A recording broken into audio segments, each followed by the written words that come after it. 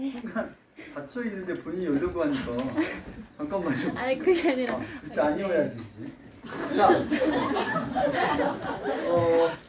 너희 복 저거지.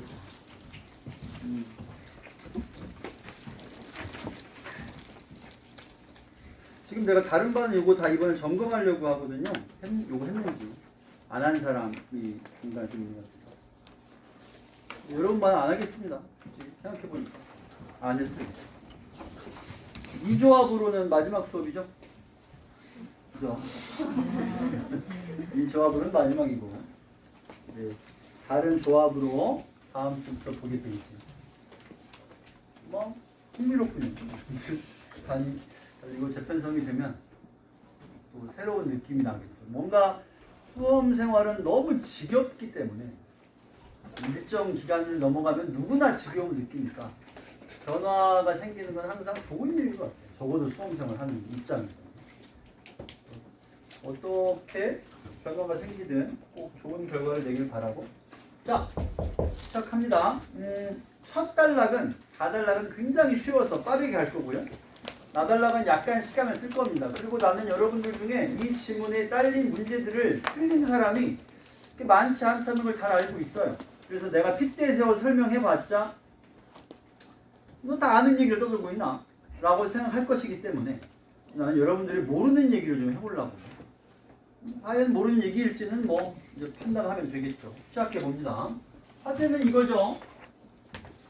어렵지 않고. 그 다음에 이 과거지의 특징으로 제시되는 것들이 이것과는 무관하다. 그 다음에 이거. 그리고요. 합리성이 있었다라는 말로. 그래서 이 글에서 합리성이라고 하는 것은 무슨 의미로 쓰였냐면 능력주의가 곧 합리적이다라고 생각하고 있습니다. 원래 합리적인 게 원래 능력주의냐라고 한다면 그건 아니죠. 원래 이 두 개는 같은 말은 아니에요. 이 글에서는 능력주의 시험이 합리적인 시험이라고 정해주는 거야. 그걸 따라갈 수밖에 없고요.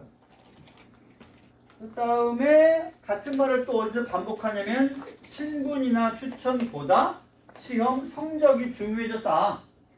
그러면 당연히 세습적 권리라는 건 신분이나 추천이 되고요. 성적은 능력주의니까 동일한 말을 한 번 더 한 셈입니다. 어려운 게 없죠. 첫 번째 질문. 능력주의가 성적, 오케이. 세습적 권리가 신분, 알겠어. 추천은 왜요? 세습이랑 추천은 무슨 상관이에요? 세습적으로 추천해줘서? 그러니까 예를 들면 내가 영의정인데 영의정인 내 가문 밑에 내 피를 한 8분의 1쯤 가진 애를 관리로 추천해줄 수 있으니까 그럼 세습하고 좀 다른 건가요? 그것도 세습 아닌가? 추천이란 말이 여기 왜 들어갔냐는 거죠. 근데 뭐 들어갔으니까 갈 수밖에 없습니다. 우리도. 일단은 계속 갑시다. 그 다음에 과거제 속성이 두 가지가 더 있어요. 이거랑 요거죠. 두 개 다 과거제 속성입니다. 자, 요 줄 질문. 공개시험이 뭐예요? 여기 써있는 뜻은 안 나와 있으니까 본인이 생각해볼 수밖에 없어. 공개시험이 뭐예요? 모두가 끝나고요. 여기 벽을 허물고 여러분 학부모님이 오셔가지고 우리 아들이 시험을 이제 공개시험이다! 그러면 과거제도 막 여기저기 이렇게 돌아다니면서 아들아 획은 그렇게 삐치면 안 되지? 이렇게 보면서 보고 있었다. 공개시험이죠. 이 말도 맞아요. 공개시험의 의미 중에 그런 것도 있어요. 모두에게 열린 시험. 모두에게 열린 시험. 보이그룹인 줄 알았어요. 팬들 보이그룹. 굳이 그거를. 자, 어쨌든 모두에게 열린이란 말은 맞는 말인 것 같습니다. 수능은 공개시험인가요? 그런 의미 아니에요? 수능을 모두에게 열려있는 시험이 아니에요? 누구나 볼 수 있지 않나요? 그렇죠. 수능의 유일한 자격 제한은 고졸입니다. 때문에 당신들이 현역 때 수능을 볼 수 있었던 것은 고등학교 졸업이 예정되어 있기 때문에 볼 수 있었던 것이고 고등학교를 자퇴한 친구들은 볼 수가 없으니까 검정고시를 봐서 응시 자격을 확보하는 것이죠. 공개시험은 응시 자격이 공개되어 있다. 다시 말해 누구나 볼 수 있다라는 뜻도 있고요. 다른 것들도 있겠죠. 수능 같은 경우는 과목이 공개되어 있고요. 과목에서 가르치는 내용도 공개되어 있고 심지어 시험을 이렇게 내겠다는 가이드라인까지 공개되어 있습니다. 정말 많은 게 모르는 게 있다면 문제밖에 없지 않나 싶을 만큼 거의 대부분이 공개되어 있습니다. 근데 문제가 제일 중요하긴 하죠. 자, 그렇다면 그런 의미에서 볼 때 공개시험은 다시 한번 합리성, 능력주의와 연관이 있느냐 없느냐를 따져볼 만한데 이 공개시험의 의미는 세습적 권리와 무관하다는 점에서 맥락적으로 타당하다는 걸 알 수가 있어요. 세습적 권리를 가지고 시험을 치러진다면 그건 공개가 아니죠. 왜냐하면 자격이 제한되어 있으니까. 공개시험은 이 글에서 여기와 연관된 걸로 보입니다. 자, 뭐 어려운 게 없으니 계속 갑니다. 같은 말이 또 나오죠. 합리적. 이번엔 기준 얘기고요. 이런 제도로는 공정성. 공정성은 처음 나왔죠. 그 앞에는 이 말이 없었으니까. 공정성을 바탕으로 과거제는 보다 많은 사람들에게 사회적 지위 획득의 기회를 줬다. 이 말과 동일한 표현을 이 다음 한 줄에서만 두 개 골라봐요. 뭐랑 뭐예요? 동일한 표현. 어렵지 않아요. 빨리 시간. 개방성. 그렇습니다. 재고라는 말은 끌어올리라는 뜻이니까 굳이 필요 없고. 또 그렇죠. 요거죠. 사회적 유동이란 말이 무슨 말이야? 흘러간다는 얘기잖아요. 다시 말해서 사회적 지위가 많은 사람들에게 흘러갈 수 있게끔 해준 것이 과거 시험이다라는 거죠. 21세기 대한민국의 시험 제도는 우리 사회는 사회적 유동성을 확보하고 있습니까? 있어 없어? 있어? 있다고 말하는 사람은 어떤 걸 전제로 말한 거냐면 대한민국에 계층이 있긴 있다는 걸 인정하고 말한 거죠. 야, 이씨 차별주의자들 대한민국에 계층이 있어! 라고 하면 뭐 있죠. 없지 않니? 상류층이 고소득층 상류층이 있고 중산층이 있고 그리고 뭐라고 해야 돼요? 하류층은 좀 그렇고 상대적 빈곤층. 정말 멋진 말입니다. 상대적 빈곤. 하지만 자동으로 듣는 사람은 절대적 빈곤으로 번역해서 들리죠. 넌 가난뱅이야 이렇게. 나는 20년 동안 내가 빈민이라고 주장하고 다니는데 왜냐면 집이 없으니까요. 집이 없으면 빈민이지. 차도 팔았는데 올해 초에. 뭔가 야, 왜 갑자기 날 동정하니? 와, 아니 여기로 이사를 와서 집이 가까워졌어요. 차가 필요 없어. 아, 너무 슬퍼진다 갑자기. 걱정하지 마세요. 자, 두 가지가 지위획득과 상관이 있다는 거죠. 시작에게 일부 제한이 있었지만 비교적 공정하다. 이렇게. 딴 얘기하다가 까먹었는데 이 얘기를 해야죠. 요거 이 세 가지 같은 말을 무려 3번씩이나 한 이 표현은 앞 1문단에서 이 제도가 가지고 있던 속성 하나를 한 번 더 강조한 겁니다. 그럼 그 속성이 뭐냐? 능력주의? 합리? 아니면 성적이 중요하다? 그런 것보다는 세습적 권리와 무관하다라는 것도 속성이에요. 그 속성을 한 번 다시 말하면 이 말이 되죠. 세습과 무관하다. 따라서 세습과 무관하게 계층 이동이 가능했다라는 겁니다. 그 다음에 응시 자격에 제한이 있었다는 거죠. 질문. 응시 자격에 일부 제한이 있다는데 무슨 제한이에요? 과거제에 보는 제한, 자격 제한이요. 성적이요? 성별. 그렇죠. 일단 여성은 보지 못했으니까. 또 있나?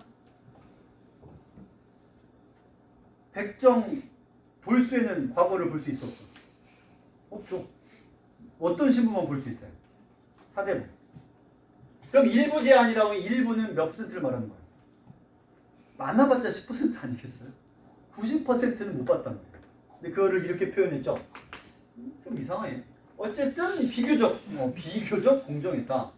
그렇답니다. 익명성의 확보를 위한 이건 왜 필요하죠? 이것 이렇게 이어지는 거죠. 글이 너무 쉬워서요. 딱히 뭐 핏대 세울 일도 없고 해서 딴 얘기들 좀 하고 있는데 그러나 명확한 것은 계속해서 무엇이 반복되고 있냐면 과거제는 세습과 무관했고 오히려 세습과 반대편에 서가지고 합리성과 공정성을 추구한 시험이었다라는 말은 반복이 되고 있습니다. 그 다음 문단 사회적 효과. 먼저 학습에 강력한 잠깐만 근데 여기 보면 뭐뭐로서 뭐뭐 했다. 그러면 여기가 원인이고 결과겠죠. 그 다음에 그 결과라고 한 걸 보면 이 앞에가 원인이고 이 뒷부분이 결과겠죠. 따라서 우리는 여기다가 강력한 동기에다가 인과 이렇게 쓰고요. 이 원인이 뭐로 이어졌냐면 여기로 갑니다. 이게 결과죠. 그 다음에 이게 또다시 원인이 되어서 그 결과니까 이 원인의 결과 지식인 집단이 폭넓게 형성되었다. 이게 결과가 되겠네요. 첫 번째 인과가 마무리가 됩니다. 인과 이렇죠. 두 번째, 시험에 필요한 고전과 유교 경전이 주가 되는 학습을 했어. 이것이 원인이 되죠.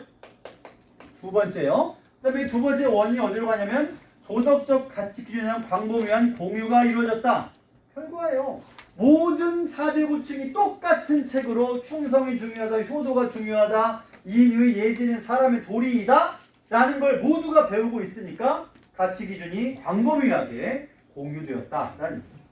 그 다음에 또 최종 단계를 통과하지 못한 사람이라 할지라도 국가가 특권을 부여했어. 인과 3번이 되네요. 이것이 지방사회에 기여하게 했는데 그로 인한 결과는 뭐예요? 여기 있죠. 뭐뭐 하여. 그 다음에 부작용을 완화한다는 게 결과가 됩니다. 이거는 3번은 무슨 얘기냐면 어쨌든 최종 단계 통과 못한 사람들이면은 1, 2, 3단계에서 3단계를 통과 못한 사람들인데 경쟁이란 건 올와 나띵 아닙니까? 위너가 다 가져가는 거죠. 그렇기 때문에 마지막 단계 올라갔다가 떨어진 사람들을 배려하는 것을 통해서 경쟁제의 부작용을 그래도 어느 정도는 완화할 수 있었다는 거죠. 인과 3개로 문단이 짜여져 있고요. 숨긴 내용은 아무것도 없어요. 숨겨진 내용이 없고 추론할 것도 없어. 근데도 불구하고 20번 문제의 답을 만약에 못 고르거나 혹은 찾는데 어려움이 있었다면 그건 이 이유 하나밖에 없죠. 인과를 다 쫓아가지 않아서. 그러면 거꾸로 말하면 게을렀거나 아니면 시간이 없었거나. 게으르다는 게 도덕적인 비난을 하는 게 아니고요. 시간이 없었겠죠. 쫓아갈 시간. 있었으면 뭐 어렵지 않게 맞히는 게 당연했고. 다음 과거제의 합리성이 사회적 안정에 기여했다. 왕조 변화 같은 건 되게 큰 변화인데 그럼에도 불구하고 동질적인 엘리트층의 연속성은 최종적으로는 통치 안정성까지 이렇게 기여를 했다는 거죠. 동질적인 엘리트층의 연속성이란 말은 무슨 말이에요? 과거제 과목이나 교과서가 바뀌지 않은 채로 유지되니까 왕이 바뀌어도 관리는 안 바뀌는 거죠. 왕이 바뀌어도 시험 과목은 안 바뀌어. 그러니 통치가 안정적이 되고 같은 관리들이 동일한 사상을 가지고 왕을 보조하니까 안정적인 통치와 사회적인 안정성이 생겨난 거지. 좋게 말하면 이렇습니다. 나쁘게 말하면 어떨까요? 고인물이 되고 썩은 물이 되는 거죠. 생각해봐요. 우리가 2020년이잖아? 1950년 전쟁 끝나고 배운 교과서가 지금까지 그대로 있다고 생각해봐요. 그걸로 시험을 봅니다. 말도 안 되죠. 이 70년 동안 학문의 발전이 전혀 없었다는 얘기예요? 그럴 리가 없잖아. 근데 조선시대는 자기들이 쓴 책도 아니고 중국에 쓴 책을 가져다가 몇백 년 동안 그 한 권의 책으로 시험을 봤다. 물론 한 권은 아니죠. 여러 권이지만. 동일한 책으로 시험을 봤다? 결과가 어떨지 우리는 역사를 통해 알고 있죠. 학문은 진보해야 되고 시험도 발전해야죠. 자, 이 글은 그렇고요. 마지막 하나는 빨리 넘어갑시다. 유럽에 전파됐고 학자의 지식이 이것보다 우위에 있는 체제를 정치적인 합리성을 갖춘 것으로 보았다. 여기서부터 여기까지 요거 앞에 역시 고스란히 언급된 내용을 한 번 더 말한 거죠. 세습적 지위는 나왔으니까 학자의 지식을 앞에서 뭐라 그랬어요? 과거제 혹은 합리적 혹은 능력. 성적이 중요해졌다는 얘기예요. 그러니까 동일한 말이에요. 과거제, 능력주의, 합리성, 학자의 지식. 그리고 반대편에 세습적 지위가 있는 거예요. 이게 더 우위에 있으니까 그걸 합리적으로 보고 이런 관심은 사상뿐 아니라 사회 제도에까지 영향을 미쳐서 관료 선발에 시험을 통한 경쟁이 도입되기도 했다. 뭐라고요? 유럽의 우리의 과거제를 보고 동양의 과거제를 보고 그제서야 시험을 통한 경쟁을 도입했다. 그러면 과거제의 영향을 받기 전까지 미개한 유럽 것들은 시험을 안 보고 관료를 선발했다는 얘기네요. 어떻게 뭐 임명, 너는 나이트로 임명하노라, 너는 관리가 되어라, 일방적으로 시험도 안 보고 세습에 의해서 미개하군요. 과거제의 맛을 우리가 보여준 거죠. 국뽕이 펄럭펄럭. 그럴 필요까지는 없겠죠. 거기선 거기 나름대로 합리적인 제도가 있었을 것이고, 어쨌든 중요한 것은 이것뿐 아니라 이거에까지라고 했으니까 둘 다 영향을 주었으므로 이 내용이 이 글에서 중요하게 취급된 것임은 확인할 수 있고, 실제로도 현지로 만들어졌죠. 관리 선발에까지 영향을 줬다. 사상적으로만 보급된 게 아니라. 카달락이 끝나요. 뭐 어려운 게 아무것도 없죠. 나달락으로 바로 갑니다. 카달락은 쉽네요. 짧고. 본거제가 화제네요. 그런데 앞불사. 나달락 들어가자마자 능력주의적, 결과주의적 인재선발의 약점, 그거와 함께 신분세습의 문제점도 의식한 제도가 등장합니다. 그럼 좀 이상하네요. 자, 봅시다. 가달락에서 특정한 제도의 장점을 쭉 열거합니다. 그래서 능력주의고 때문에 합리적이고 또한 공정했다. 다시 말해 경쟁인데 이 경쟁의 단점마저도 부분적이지만 보완을 했다. 이렇게 가달락이 끝나죠. 그리고 나달락 시작하자마자 A제도의 단점이라고 언급을 해요. 근데 우리가 알기로 이 A라는 제도는 세습에 대해서 부정적인 인상을 보여줬단 말이야.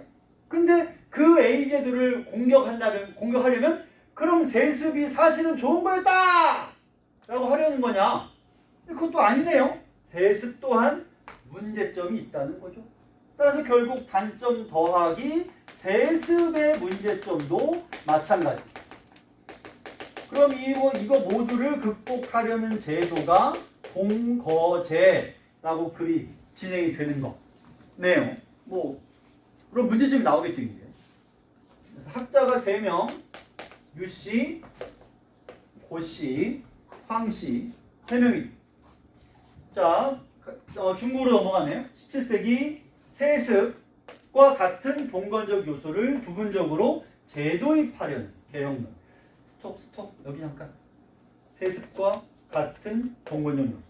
그럼 최소한 이 글에서는 끝날 때까지 세습과 봉건적 요소가 동일 선상 혹은 최소한 연관이 깊은 것으로는 파악이 되어야 하죠. 세습과 같은 봉건적 요소. 자, 그리고 사실 봉건제에 대한 이해가 있다면 세습을 안 떠올릴 수는 없죠. 계속 갑시다. 고씨가 뭐라고 했냐면 상층에는 능력주의를 계속 가자. 근데 지방에는 어느 정도의 검증을 거친 후 그 지위를 평생 심지어 세습까지 할 수 있게 해주자. 왜요? 이유가 뭐예요? 아니 기껏 세습을 타파하는 A라는 제도를 도입해놓고 이제 와서 왜 다시 세습이야? 이유가 뭐예요? 이유는 말 안 해줘요. 다시 황씨. 황씨는 지방 관료가 자체적으로 관리를 초빙해서 시험 보고 추천하는 제도를 되살리자라고 말합니다. 3단계네. 질문. 이 3단 제도하고 과거제하고 몇 단계부터 차이를 보여요? 초빙, 시험, 추천.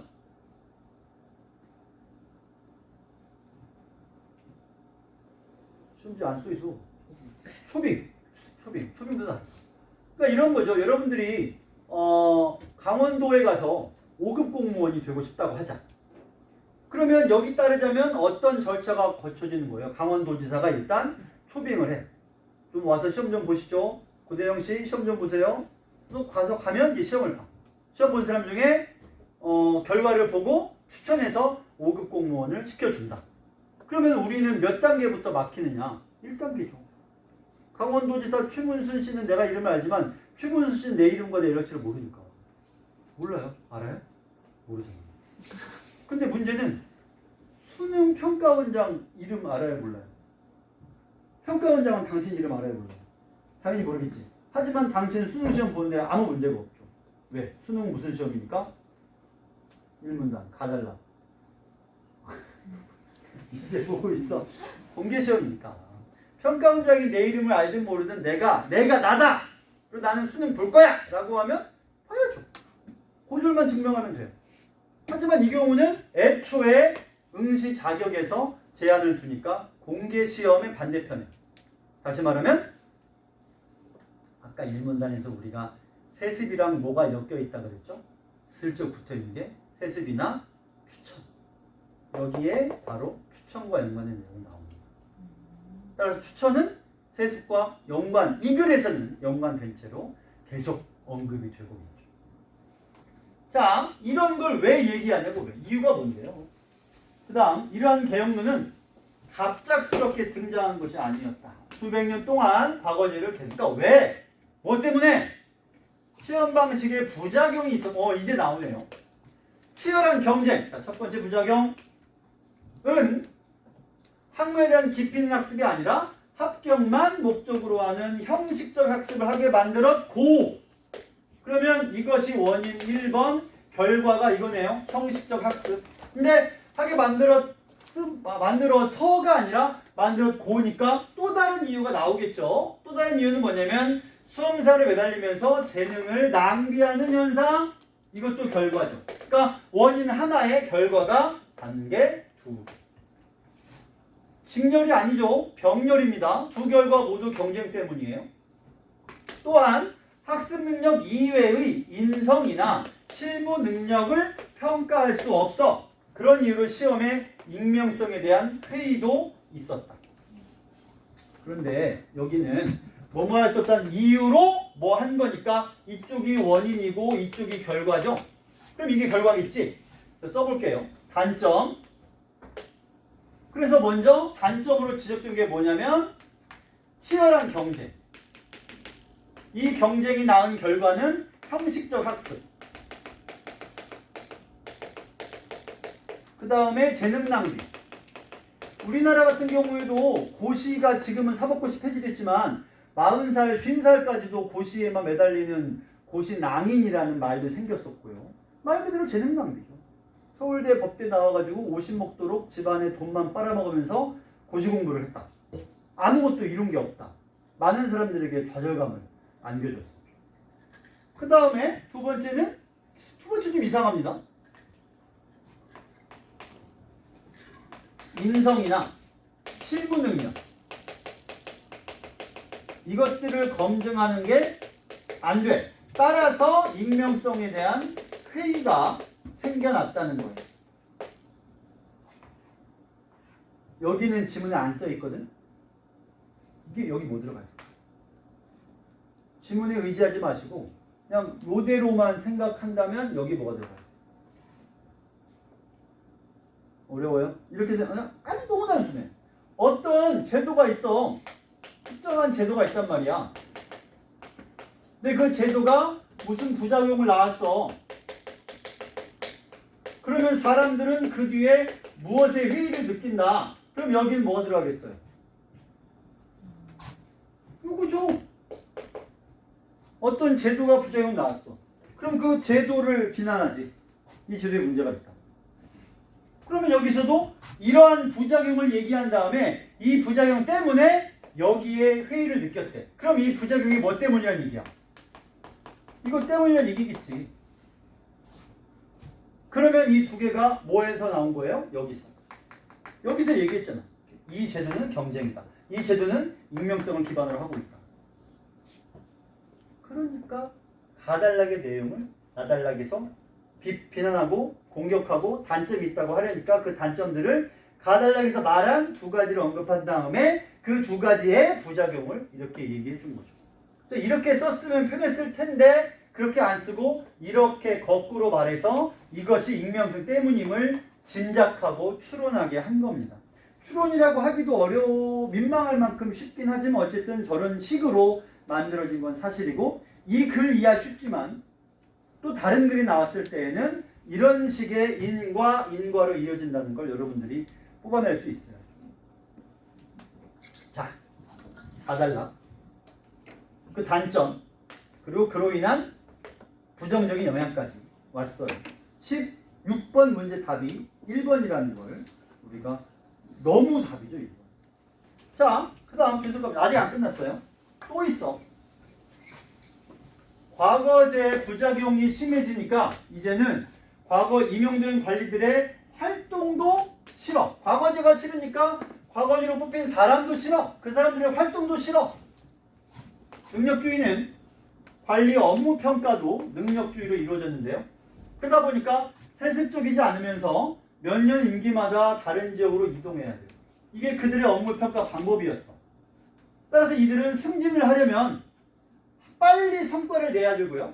그렇기 때문에 장기적인 전망을 가지고 정책 추진하지 않고 가시적이고 단기적인 결과. 무엇 때문에? 이렇게 되죠. 이렇게 되고요. 업무 평가를 이렇게 했고 이것 때문에 이걸 해야 되고 이렇게 하려니까 이러한 것밖에는 안 되겠다. 즉 개인적 동기가 공공성과 상충되는 현상. 이 문장은 앞문장을 집약한 문장. 그래서 질문. 내가 지금 빨갛게 묶은 부분에서 개인적 동기와 공공성을 다시 여기서부터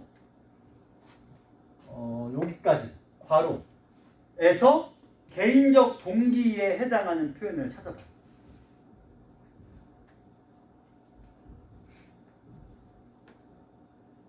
이렇게 됐어. 개인적 동기에 해당하는 뭘까요? 맞아요. 승진. 때문에 승진이 뭐로 이어져요? 이렇게 이어지죠? 그러면 요거까지가 전부 여기서 말하는 개인적 동기가 될 거 아니에요. 당장 눈에 보이는 거. 또한 빨리 성과 내는 거고요. 그러면 공공성은 뭐예요? 가시적, 단기적이 반대.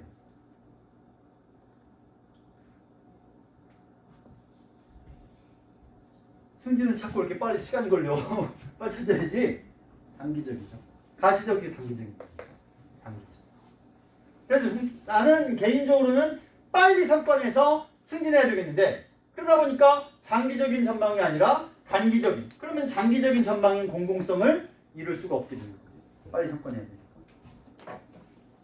근데 여기도 또 은근슬쩍 이 말이 붙었어요.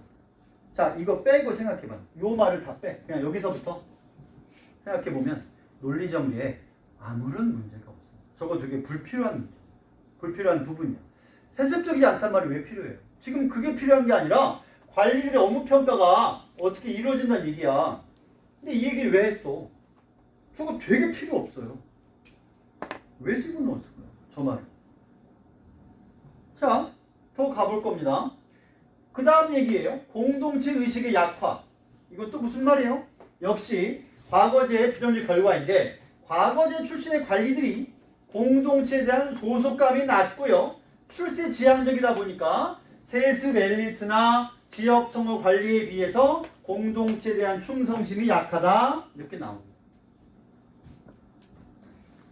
세습 엘리트에 비해서 과거제의 결과물로 온 관리들은 공동체에 대한 소속감이 별로 없다. 출세만 원하고 따라서 공동체에 대한 충성심도 약하다. 자, 생각해봐요. 내가 시험을 잘 봤어. 똑똑해요. 시험 잘 봐가지고 송파구청장으로 부임을 한 거예요. 우리는 지금 직선제지만 간선제에서 임명, 시험 봐서 합격하면 송파구청장이 됐다고 합시다. 근데 임기가 1년이야. 그래서 나는 반드시 이 다음으로는 서울시장을 하고 싶어요. 서울시장도 임명제, 직선제가 아니라. 그러면 나는 1년 동안 뭘 해야 돼요? 여기에 따르자면 성과를 내야 돼. 단기적, 가시적 성과를 내야 돼. 그래서 내가 1년 동안 뭘 했냐면 석촌호수를 싹 다 덮어버리고 거기다 200층짜리 빌딩을 세우겠다. 정말 가시적이죠. 눈에 안 보일 수가 없어요. 그렇기 때문에 공동체는 송파구는 어떻게 될까요? 아마 재정이 딸려서 망하겠죠? 기대할 거 아니죠. 1년 동안 눈에 보이는 성과만 내고 나는 승진해서 얼마 가면 돼요. 뭔 상관이야? 이게 여기서 말하는 가시적, 단기적 결과 중시, 승진 중시, 소속감 낮아, 오로지 공동체에 대한 충성심 따위는 던져버리고 출세만 바라는 게 과거제 합격한 관리의 단점. 근데 여기까지 쉽잖니? 여기서 은근히 끼워 넣은 게 뭐예요? 누구에 비해서 그러하다는 거예요. 얘네들에 비해서. 그럼 거꾸로 말하면 쟤네들은 어떻다는 얘기지? 공동체에 대한 소속감이 높고 장기적인 전망을 가지고 있을 수 있다라는 뉘앙스로 글이 전개된 거죠. 그리고 이제서야 이 말이 왜 여기에 끼어 있는지가 설명이 되죠. 이 말이 여기까지 이어지는 거니까.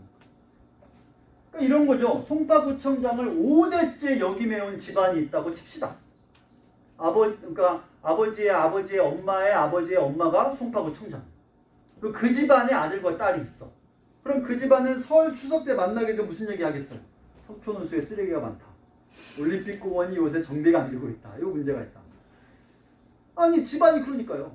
근데 부산에서 나고 자라가지고 시험 잘 봐서 송파구청장으로 부임한 사람과 5대째 송파구청장을 역임한 세습 엘리트나 지역에서 천거된 관리에 비해서 누가 더 공동체에 대한 충성심이 있겠느냐라고 한다면 이 글에 따르면 당연히 그건 세습 엘리트라는 거고, 물론 이건 논리적으로 말이 안 됩니다. 왜냐면 부산에서 올라갔다 그래서 그 사람이 송파구청장 임무를 소홀히 할 거라고 하는 건 그거는 논리적인 근거가 없죠. 개인의 특징이니까. 이 글에 따르면 그러하다라는 거니까 우리도 일단 그렇게 갈 수밖에 없어요. 계속해서 뭐 하고 있어요? 세습 엘리트라든가 세습제가 왜 과거제로 인한 관리에 의해서 관리보다 나은 점이 존재하느냐에 대해서 글이 전개되고 있습니다. 자, 이 마지막 문장이 제일 재밌어요. 가장 흥미롭습니다.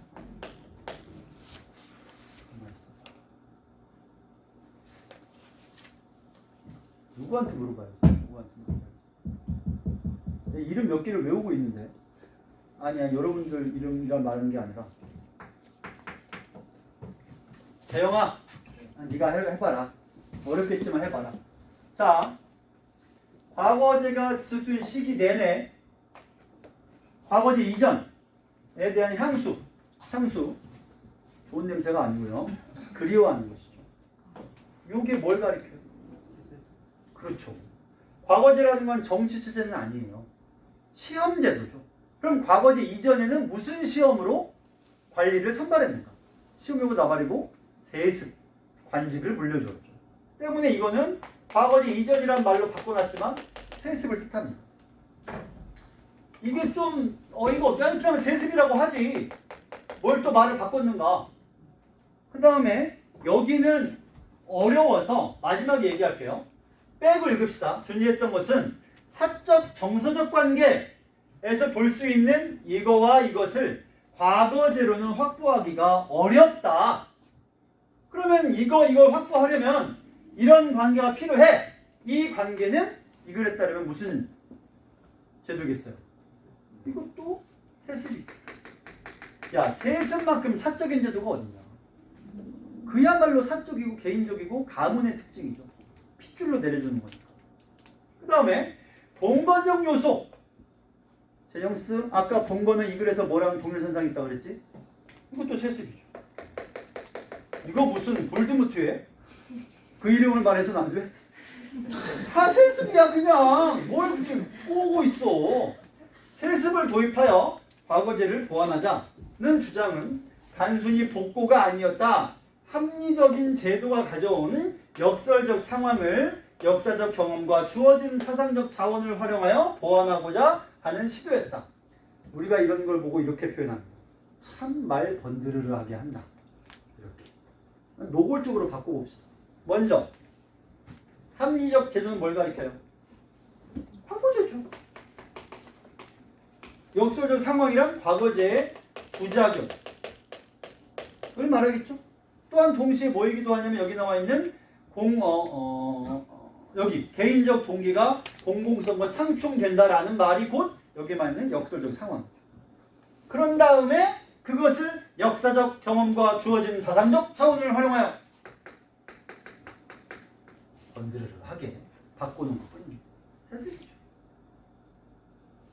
자, 그럼 마지막 질문이 뭐예요? 대체 이게 뭘 가리키는 거예요? 여러분이 알고 있는 정치 체제에 뭐뭐 있어요? 봉건제, 민주공화정. 우리가 지금 민주공화정이죠. 그 다음에 전제정도 있고요. 군부독재 같은 것도. 어쨌든 정치인 정치니까. 그러면 이 글이 과거제가 지속되는 시기에서는 그 시기에는 그 외의 정치 체제는 상상도 안 돼. 그럼 이때 이것, 이 한 글자 혹은 그냥 이 상황은 뭘 가리켜? 어떤 정치 체제를 가리켜? 봉건제죠. 그렇죠. 이 말이 봉건제예요. 봉건제는 세습에서 자유로울 수가 없죠. 봉건제가 어떻게 세습에서 자유롭겠냐? 왕부터가 봉건. 아니 그러나 생각해봐. 여러분들이 공부를 정말 열심히 해서 자기 신분과 무관하게, 당신들이 뭐 백정이다, 엄마가 기생이다, 뭐 어쨌든 숱한 신분적인 어떤 제약을 무릅쓰고 공부를 통해서 관리가 된 거야. 아싸! 그것도 막 1등, 2등, 3등 해가지고 막 최고급 관리가 됐어. 그랬는데 여러분 꼭대기에는 누가 앉아있어요? 왕이 앉아있죠. 왕은 어떻게 왕이 됐어? 아빠 때문에 왕이 됐죠. 왕이 되기 필요한 건 하나밖에 없어요. 아빠. 아빠가 왕이면 되죠. 왕아빠가 있으면 자기도 왕이 돼요. 그러니 어떻게 충성심이 생기나? 나는 모든 충성심이 요구하는 걸 다 부정하고서 이 자리에 왔는데 정작 와봤더니 충성의 대상은 세습이야. 그러면 이상하잖아. 어떻게 무슨 말이야 이게? 제도야 제 모순이 있다. 그러니 그것을 세습으로 보완, 이른바 절충하겠다는 셈이죠. 보완하자라고 글이 끝납니다. 자, 그 잠깐 너예.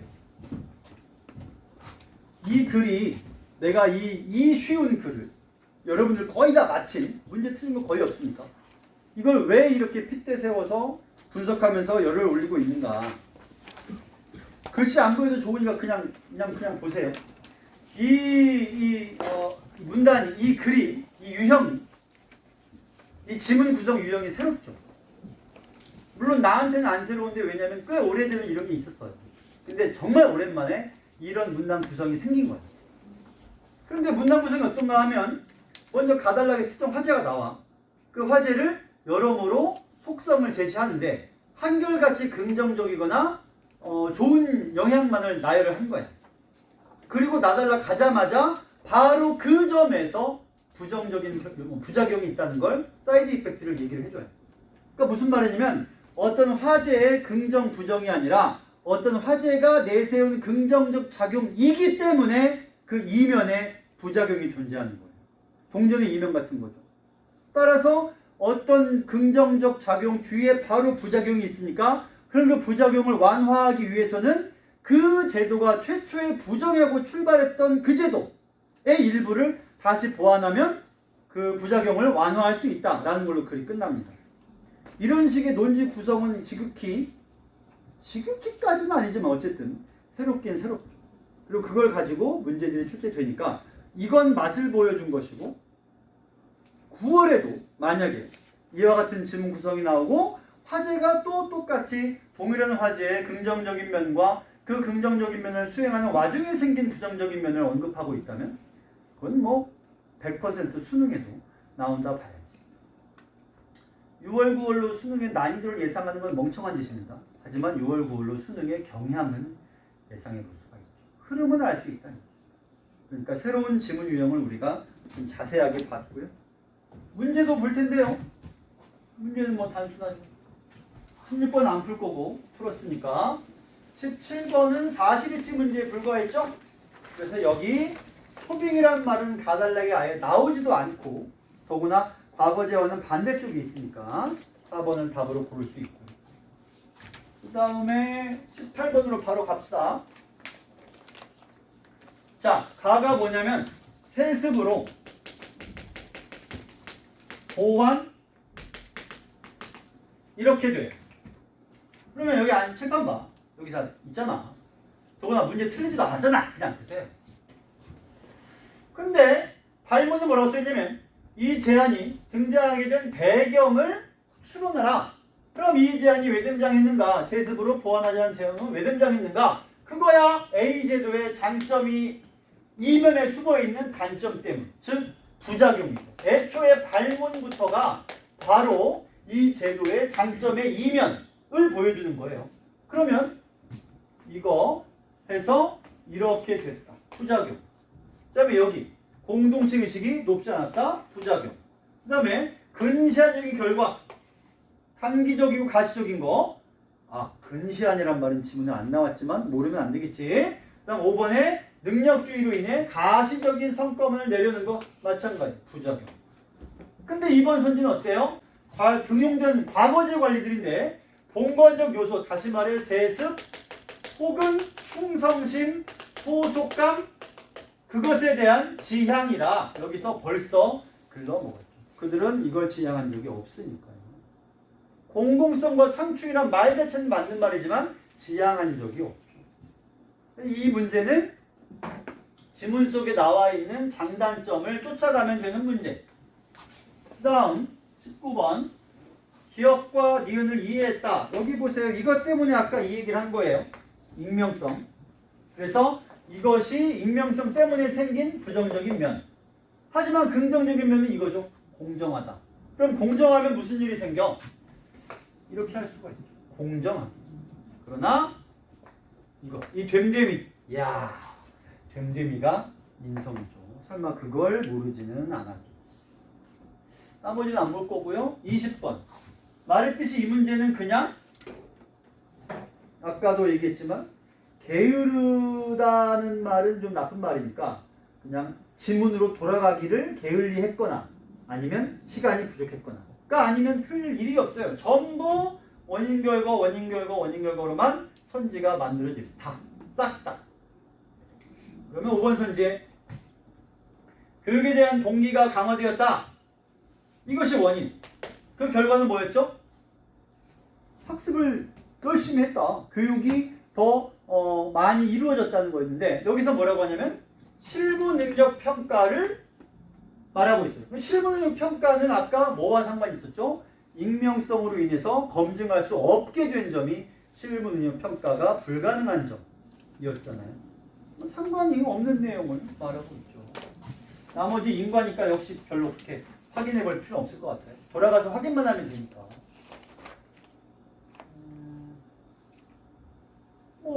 이것이 원인이고 그로 인한 결과.